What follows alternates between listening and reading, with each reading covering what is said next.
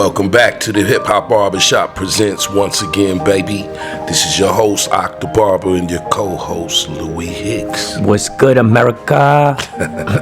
So go ahead and AI, man. Let's hear it. Yeah. First of all, when I Mary J. Blige. What's going on with Mary? Come on, man. You know I love you, right?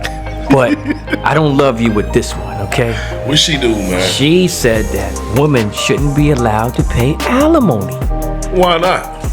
I'm just saying. She just saying because of if a woman gets her expenses the way she's supposed to, no matter what you know her record is, or no matter what style she is, or no matter what type of bracket she's in, she feels like no woman should have to pay alimony at all. Do you agree or disagree?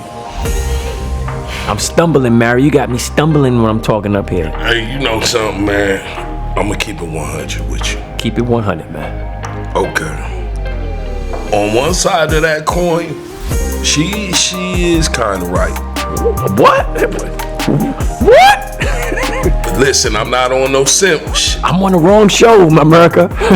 No, I'm not simping. Okay. I'm not simping. I don't. You know I post a lot of stuff. Yeah, I post what I don't think females should do. Right. You know what I'm saying? That's why I post that, to open their eyes to the youngins. I don't care about the older ones that already did it. Okay. Them is the ones that's already criticized. Them is the ones that's really critical when you talk about that. Right. You see? So if you want us to be leaders, first thing we gotta do is correct the problems and point them out. Okay. And the women is the most important thing in the community in order for us to uplift it. So, all right, brother, break it down. That's why I do that. Now, for all those that, maybe it was hit dogs. If it hit you, I didn't mean to hit you like that. You know what I'm saying? But I gotta save the children from this ratchetness that they putting out here in front of them. And so I'm gonna point it out. And I hope you just not part of that, what I'm pointing out. Okay. All right? So anyway, back to what I was getting ready to get at. Mm-hmm. What was we getting at? We was talking about Mary. You said that you agree. Yeah, now the alimony thing, right? The alimony, yeah. All right, so the alimony thing. Like I said, a man is supposed to be a man. Right. You see what I'm saying? He's supposed to we not supposed to care about another woman's money. Right. You know what I'm saying? So that's why I say that. Okay. But it depends on the situation now too. Okay. If the man has got custody of the kids and whatnot like that, then he deserves help too. Unless something done happened to him while he was with her, and he was at work and he got an injury, and he can't work no more, something like that. Other than that, man, the man should be taking care of himself, unless he has the kids. Right, okay.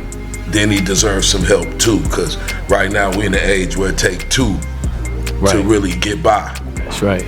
Everybody not rich out here. Everybody not putting money to their ear. So let's be realistic on that. So, what else? That's all I got to say about that. But with the alimony, it depends. Okay. I ain't simping. Okay. It just depends, man. I'm just being fair. So you got stipulations. Yeah. I don't think no woman should be taking care of no able-bodied man. Well, me personally, if you come in the game and you have prenups, right? If you have a prenup, that stops anything anyway. So that's the first thing. So if you do a prenuptial agreement, then that stops all that alimony talk and this and that. But y'all both have to agree on the prenup. I agree. You know what I'm saying? So I would think that's where things need to go to anyway in this day and time, man, because everybody is in jeopardy. Right. Everybody, and if you enter, like I said, the only thing that should change anything is the kids. If it's a kid situation, you know what I'm saying? If it's a kid situation, I look at that in a few different ways. You see, I look at that like it could go if the mother or the father, whoever has custody. If y'all not together and they can't take care of the kid and the other one is suitable and can, then the baby should go to them. Right, okay. You see? Right. That's whether it's the mother or the father. Who's ever in best financial position to take care of the kids, then the kids go to them and the child support go to them. I mean, they should go to that parent. That way you ain't juicing the system. Makes sense. You see what I'm saying? Okay. That way and then you giving each other a chance. You still being in the baby's life, you know? So That's fair, America. That's fair. yeah, I'm looking at it like that. I don't think, unless somebody is abusing the child, the kids shouldn't go to just, and if you do want to go ahead and give custody, I think in the early years it should go to the mother. You know, they should go to the mother, and then after a certain age, the father need to do his part. As far as that, having them around him more. Right. You know, than just, you know, every weekend and stuff like that. At a certain age, depending if it's a boy or a girl. But really, both. Really both. True. Really both, though. Yeah, but especially a boy. Yeah. Especially a boy needs to be with his father after a certain age. That's true. You know, because women, I'm not saying y'all can't raise a son, but y'all can raise them to be an adult. You know, but the father has to put them intangibles in him that makes him a man. Exactly. I feel you on that. So I really believe that ain't putting no shade on the ladies. It's just at a certain point, your journey is you good. You did your part. Now you gotta let that father do his part. Okay. And you gotta explain to the child within that transition.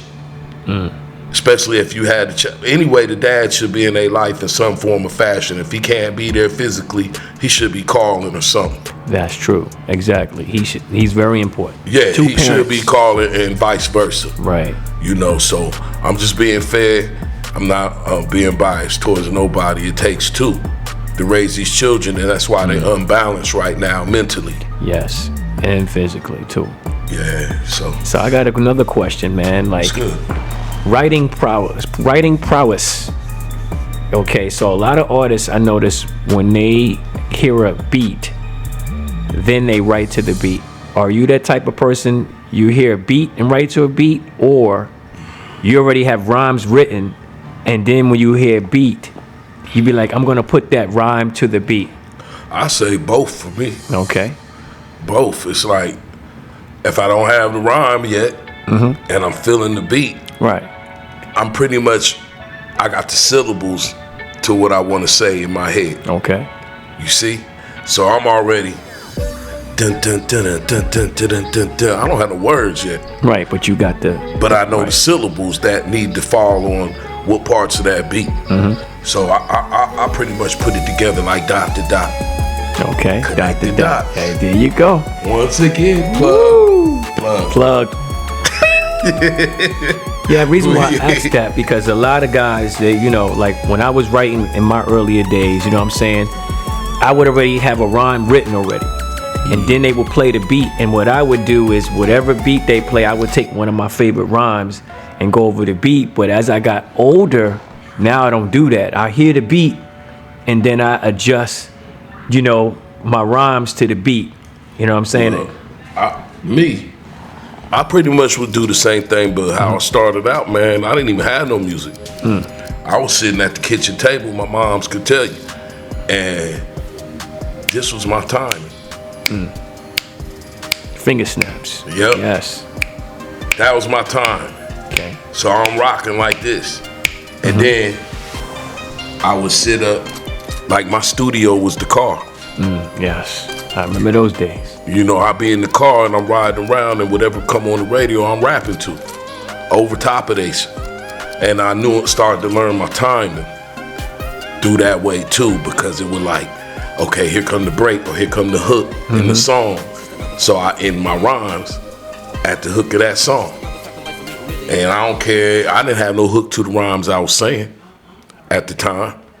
I just was rhyming and I just knew when to stop. You see what I'm saying? And I knew how to take it out with the right energy to take it out and bring it in. Right. It's a different energy when you're doing the two. It's like a climax. You like climaxing with your instrument, your voice. Right. You climaxing at the time, at the end of that verse, you ending it off. And just like when you come into it, you come into it a certain way, and then you building that joint and you ending it a certain way. Wow. That's what I'm talking about. Those are the days, man. Yeah. My studio used to be the hallway of any building. You know what I mean? Because when you in the hallway, you with your homeboys, somebody start beating, or I might beat, and the next thing you know, you start flowing. You know what I mean? The hallway was one of the best places for a lot of things, and it was some of the worst places for a lot of things. You dig what I'm saying? Man. The hallway. No doubt. So check this out, y'all. Yo, that was a nice little session, man. Yes, sir. We're gonna go ahead and end this one. All right. But we'll be back next week for y'all. Yes, we will. All right. This is Dr. Barber, Big Louie Hicks. What's good? What's good? The Hip Hop Barbershop presents, baby. Believe that. Peace.